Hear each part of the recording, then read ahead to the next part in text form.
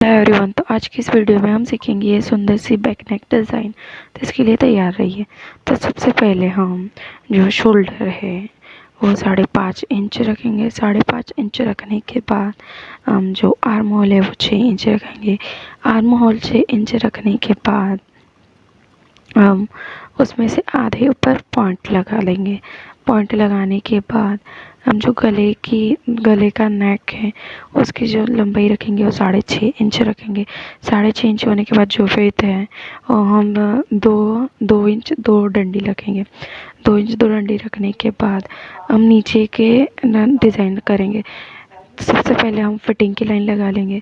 तो यहाँ पर हमारी चेस्ट जो है वो 32 है, तो 32 का आधा फोर्थ पार्ट होगा 8। तो 8 पर हम निशान लगा लेंगे।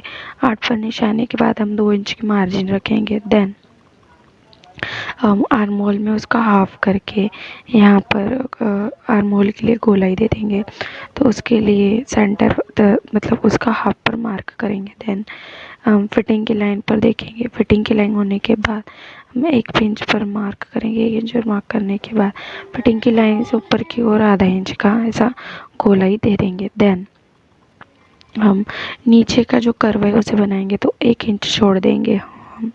देन 2.5 इंच पर मार्क करेंगे और नीचे की ओर भी हम करीबन 4.5 इंच का डब्बा बनाएंगे। 4.5 इंच का नीचे भी 2.5 इंच का ही रखेंगे, मतलब लंबाई चौड़ाई दोनों एक ही रहेंगी और उसे छोटा सा कर्व दे देंगे। देन हम जो फिटिंग वेस्ट है हमारा 7 है, तो हम 1 इंच का टक्स लगा के 8 इंच पर मार्क करेंगे। देन उसका हाफ करेंगे।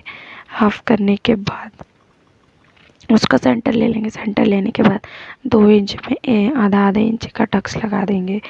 और इसके बाद आप 4 इंच की पट्टी लीजिए, उसे जिगजैग पैटर्न में फोल्ड करें और फिर जहाँ पर हम फिटिंग लगाते हैं नीचे की साइड से 2 इंच की पट्टी छोड़िए, वहाँ पर मनी लगा कर पे हाफ इंच चिपका लगा सकते हैं और फिटिंग दे सकते हैं। देन जो हमारा ब्लाउज का लुक आएगा वो कुछ इस प्रकार से आएगा। तो चलिए हम देखते हैं। ऐसी वीडियो के लिए हमें लाइक और सब्सक्राइब ज़रूर कीजिएगा। धन्यवाद।